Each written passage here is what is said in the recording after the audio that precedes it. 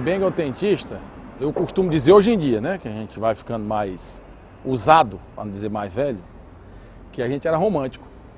Sobre essa questão dos anos 80, que há realmente uma aura romântica em cima, né?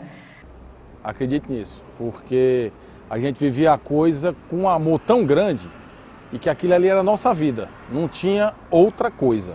Um grupo que andava unidos por som, né, por uma ideologia de gostar de rock. Essa paixão, ela era reforçada pela própria força com que você fazia para conseguir obter a música que você queria ouvir na época, né? Aquele que corre atrás do som porque tem um ideal e porque também tem uma identificação com o estilo de som pesado. O banger nos anos 80 era muito mais batalhador e tinha muito mais orgulho de ser banger. O cara falava, pô, eu sou headbanger com orgulho. Na época a gente tinha a honra de comprar a camisa da banda preferida, de usar e tal, você saía satisfeito, comprar os discos e tudo, fazer coleção.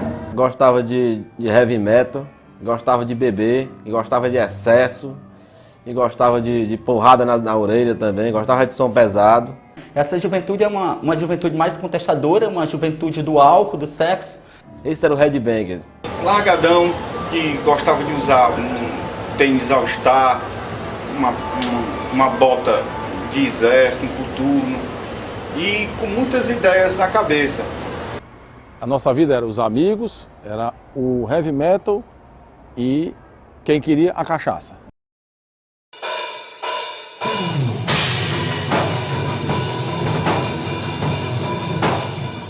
Como eu conheci o heavy metal foi parar na minha vida, bom, eu escutava através de um tio meu, de Purple, Led Zeppelin, né?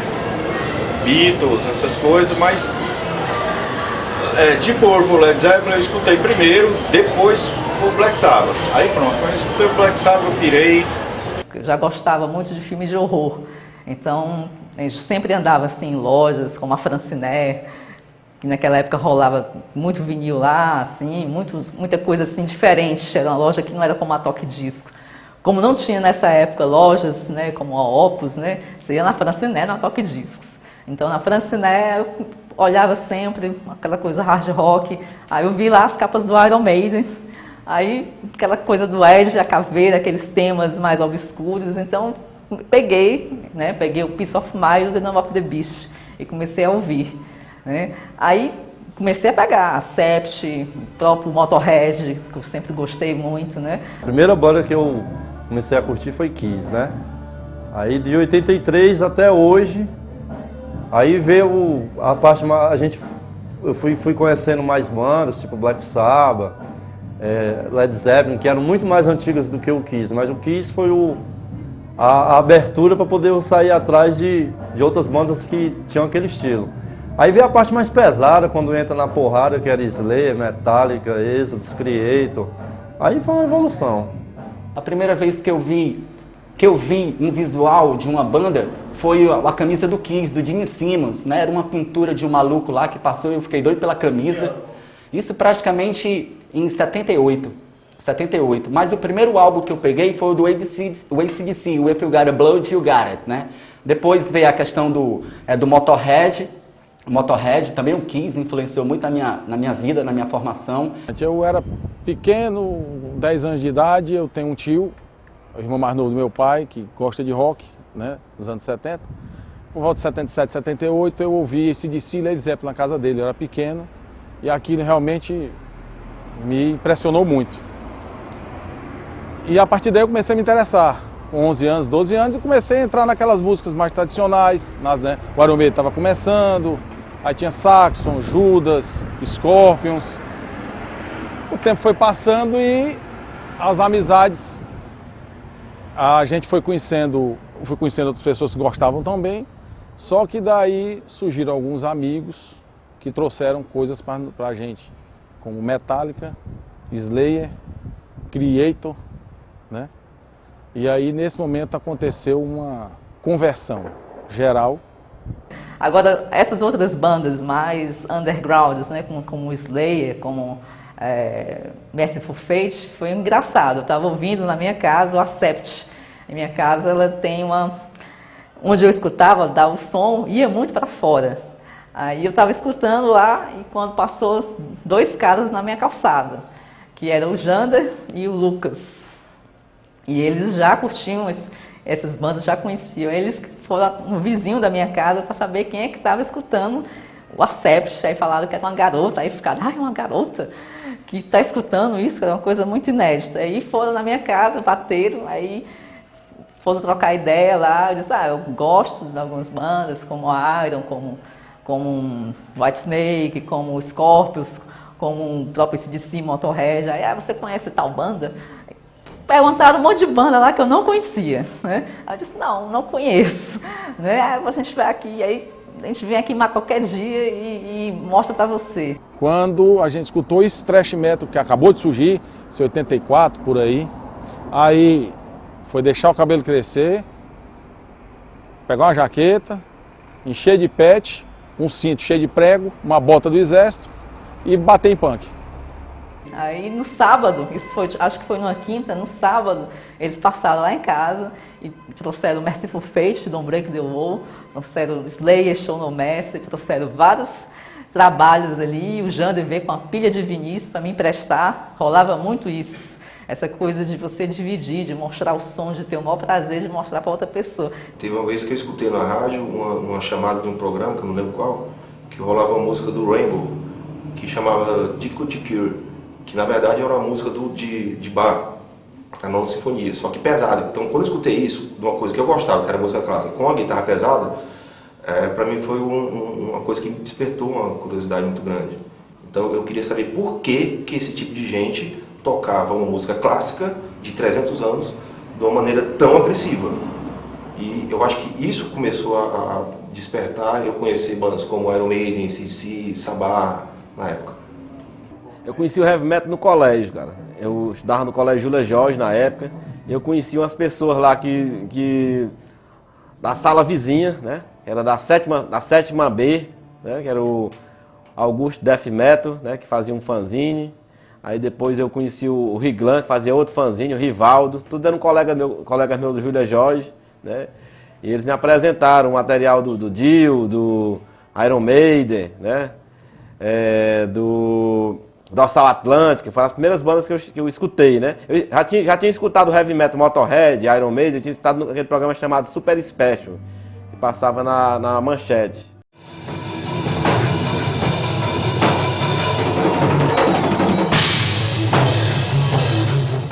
Tinha muita dificuldade para curtir o som, dificuldades tanto para gravar, para ter acesso a material gráfico, letra, música, capa de disco, pôster. Então eu acho que é uma pessoa que dava muito mais valor àquilo que tinha, àquilo que conseguia. Tudo era muito difícil. Então quando a gente conseguia alguma coisa, tinha que dividir, as coisas passavam da mão de uns para os outros, porque você tinha que trocar.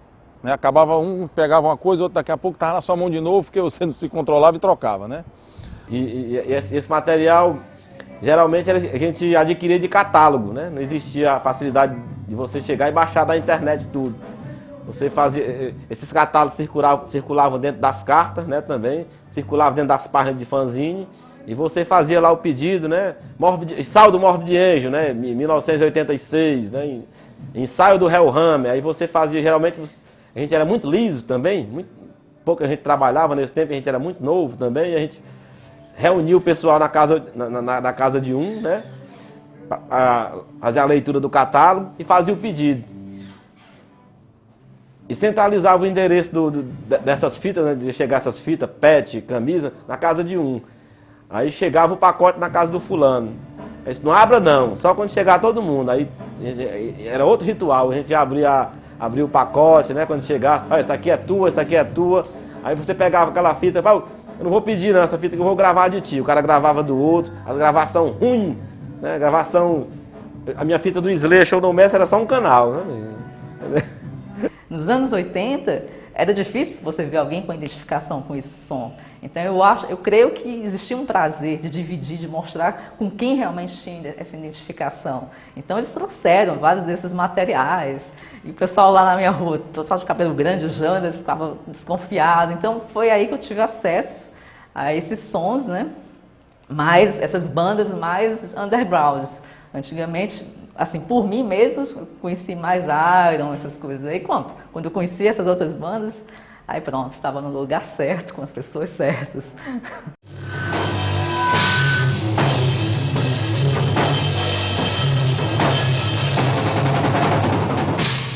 O ponto de encontro mais famoso dos headbang na década de 80 era a feirinha da 13 de maio. Inclusive tem até uma comunidade hoje, né? Essa galera que se reunia novamente. E os shows sempre aconteciam em vários locais, tipo casinha, clube, que hoje eu acho que nem existe mais. O Teatro São José também, que foi uma vertente legal, tanto para o pessoal headbang quanto para o pessoal punk, que abriam espaço e tal. E era bem promovido isso aí. Os pontos de encontro basicamente eram as lojas da época que existiam, né? E quando eu digo loja, eu digo basicamente a Opus e a Purgatory, né? Eu acho que até ficava assim, a Opus era no sábado de manhã, né? A Purgatory no sábado à tarde e à noite tinha a feirinha da 3 de maio, né?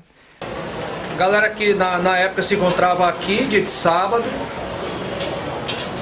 E até na época eu tive problemas com a imobiliária, que me deu um ultimato dizendo que ou eu fechava a loja ou não trabalhava no sábado. Quer dizer, na verdade eles pediram a loja por causa do movimento dos headbangers na época, né?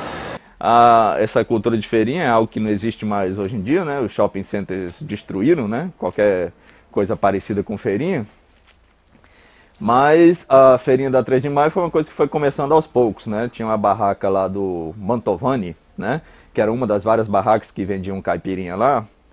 E aconteceu de aos poucos, eu, o Franzé, o Magela, o Carlão, a gente se encontrava por lá, tal, por acaso começava a beber, né? Lá pro fim do expediente da feirinha, né? Quando o pessoal já ia embora, né? O dono da barraca deixava a gente colocar as músicas da gente, né? Headbang na época não andava sem estar com uma fita no bolso, né? Não saía de casa sem estar com uma fita cassete no bolso. O ensaio era um ponto de encontro, na verdade. Tipo, a gente ensaiava 3 horas da tarde lá no Otávio Bonfim, aí dava uns 15, 20, 30 bangers. E de lá ia todo mundo pra feirinha da 13. A feirinha da 13 acabou sendo uma coisa meio de catalisadora, assim. As pessoas iam para o centro, mas falavam, onde é que você vai hoje? Vamos para a feirinha, da feirinha a gente decide. Então a feirinha reunia muita gente, gente que não ia exatamente para lá, ia se encontrar lá para partir. Partia gente para a volta da Jurema, ficar lá bebendo até de manhã, digamos. Ou o pessoal se encontrava para ir para show, ou se encontrava para ir para casa de alguém. Mas sempre fazia aquilo ali um núcleo, né? Núcleo de encontro.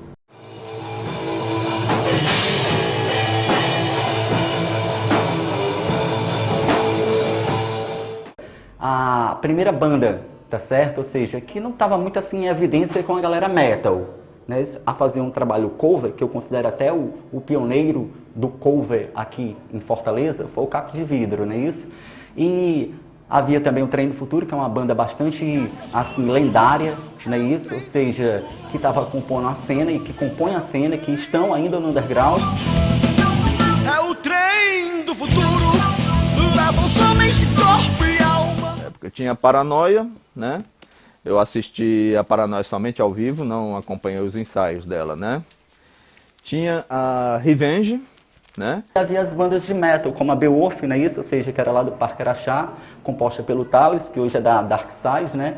E havia também a famosa Leprous, né? Isso que era uma proposta mais assim agressiva, era uma espécie de deathcore, alguma coisa assim bem pesada, sabe? Era uma proposta muito influenciada assim pelas bandas mais extremas que estavam surgindo.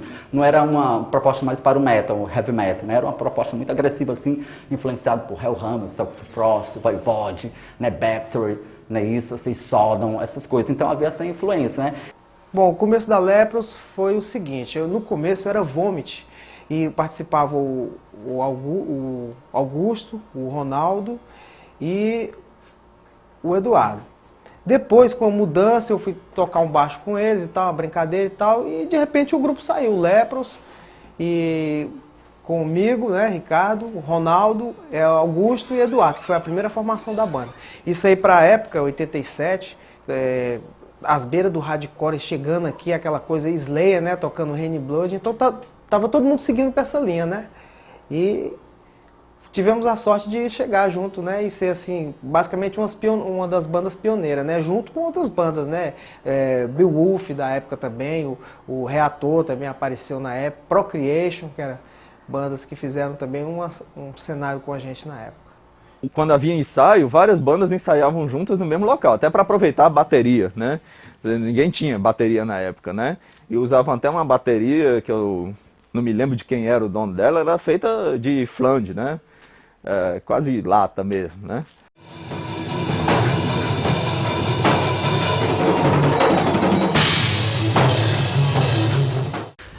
Se você for pensar, a época era basicamente isso, troca de correspondência e fanzines. Revistas eram muito difíceis, assim, eu acho que a Rock Brigade, quando chegou aqui, já era avançada, já tinha talvez 2, 3 anos de existência. A comunicação na época de revista e fanzine era, tirando a parte de correspondência, né? Eu não vejo muita diferença hoje em dia, né? Na época existia uma revista, né? Segmentada pro meio da gente, que nem era revista na época, era fanzine também, passou a ser revista depois, né? E aqui em Fortaleza houve, né, também fanzines, né? Eu não me lembro do nome de todos agora, mas eu me lembro mais especificamente do True Metal, né? O True Metal, infelizmente, ele durou só 2 edições, mas eram 2 edições muito bem feitas, o texto muito bom, certo? Muito bem acabado, com a xerox da capa, né? Era tudo em xerox, papel xerox, né? Era de alta qualidade, esse tipo de coisa. Hoje em dia tem um negócio do e-mail, às vezes é muito impessoal. Sites de relacionamento, e-mail, essas coisas, tornou-se uma coisa muito impessoal. O lance da carta não, você tinha que reparar e realmente era uma coisa que você fazia de uma pessoa para outra. Não era como hoje que você escreve uma mensagem e manda para todo mundo, né? Não sabe nem se o cara leu ou não. Era bacana, tinha aquela coisa, pô, será que o cara recebeu? Vai ficar aguardando a resposta, algum feedback que vinha de lá. Eu acho que era muito importante na época os fanzines, não só pelas notícias que traziam, né? Mas por essa oportunidade de a gente ver, pô, quem é esse cara que faz esse fanzine? Pô, eu vou escrever para esse cara e tal. E aí assim ia formando um intercâmbio muito bacana com muita gente.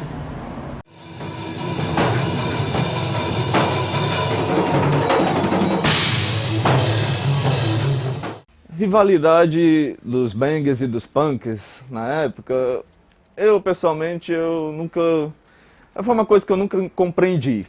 Olha, na época que eu entrei, já tinha rolado muita treta, muito cacete, né? Porque apesar de serem 2 estilos underground,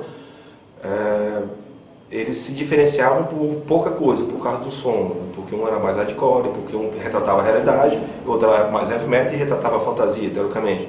Mas na verdade os 2 eram um som underground, então não tinha por que continuar essa treta, essa guerra que tinha.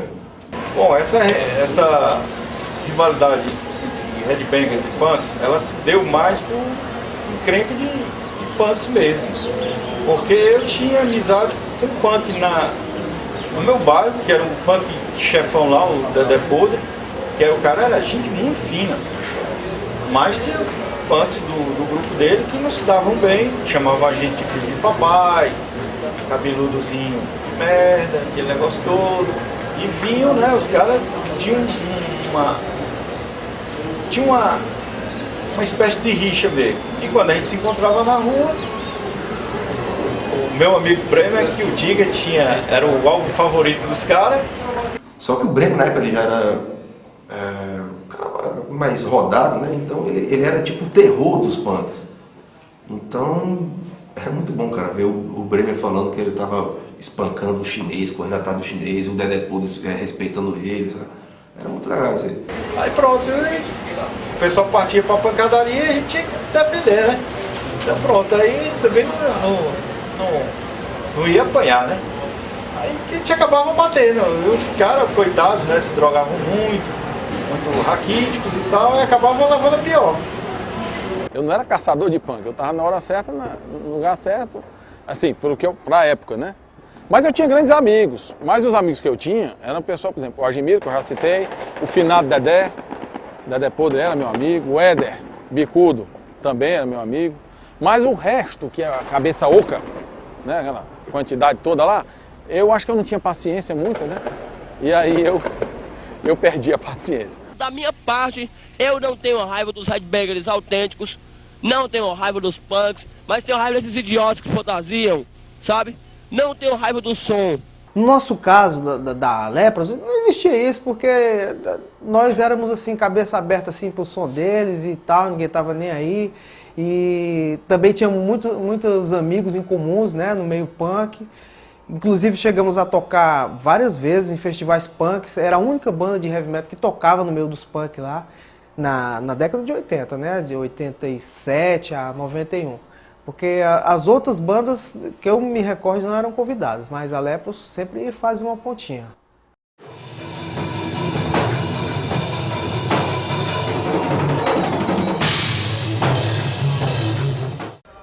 Pô, eu acho que os bangers da época de 80 sofreram muito, cara. Sofreram muito, assim, um lance de preconceito mesmo. De subir 6 num ônibus, no coletivo, e o cara mandar descer. De andar junto e com aqueles olhares de cuidado que eles vão fazer alguma coisa, que vai sair alguma merda. A sociedade via os headbangers de uma forma bem mal vista, viu? Bem mal vista mesmo. Hoje não, hoje está uma limpeza.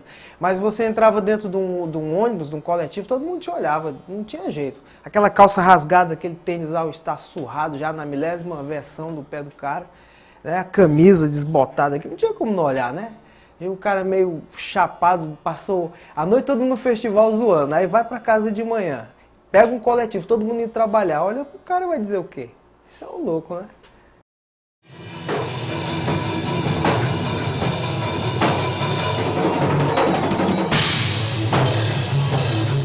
Se for para definir essa galera hoje, eu vejo assim uma galera muito massificada, né? Isso, uma galera mais do consumo, uma galera assim que tem um grande número e um grande poder, um potencial que está mal canalizado na história, né? Tá bom, tem muito espaço para show, o movimento tá bem diversificado, são muitas bandas diferentes, bandas com boas qualidades, os shows internacionais estão passando por aqui, quer dizer, tá mamão com açúcar. Para quem passou selo em carta para se corresponder com a galera fora, agora ter tudo na mão, isso para mim é um sonho.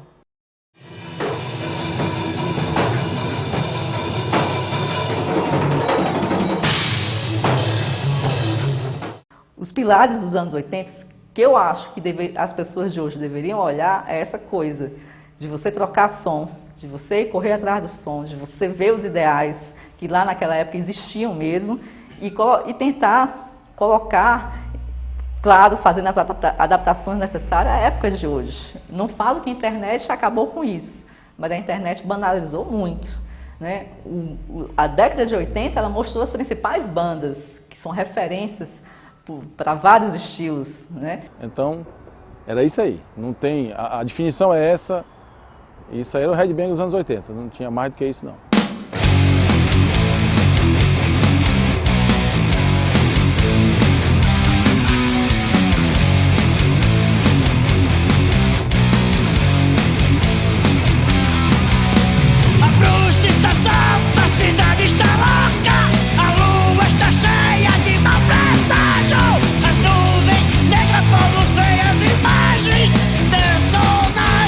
Todos já sabem, quando os gás